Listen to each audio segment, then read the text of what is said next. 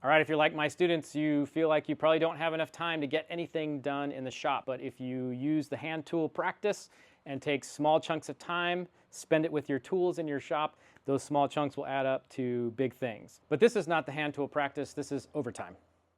OverTime 8.2, cutting your layout lines.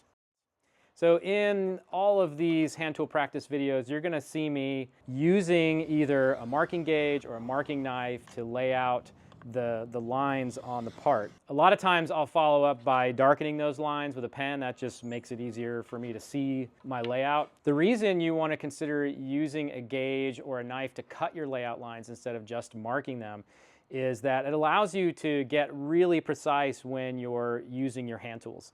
So in the video, you'll see me, while I'm planing, feel these edges, and I'm kind of flipping my fingers up like this. And what I'm feeling for is that little flick that happens when you start to get really close to your gauge line.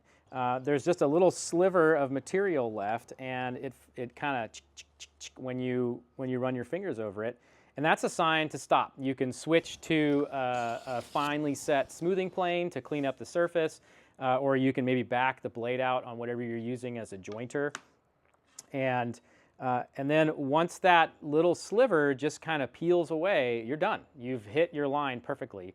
And you're going to end up with sets of parts that are all right at the same dimension and have a nice, clean, smooth surface. And that reminds me about someone asking, why two jack planes?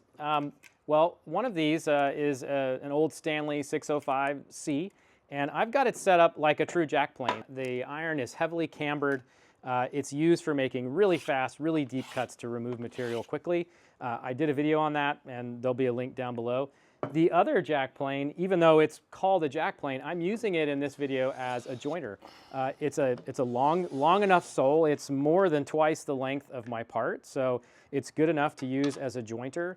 And I've got it set up with a fairly tight mouth, a nearly straight blade. There's a slight amount of camber. So it's basically set up as a jointer. I have a jointer. I could use it if I wanted to, but it seemed like a bit of overkill for this plane, for this job. So that's why two jack planes in this video. You know, a plane that's set up like a jointer to plane the roughness out. Oh God, this is really bad. Let me have some coffee.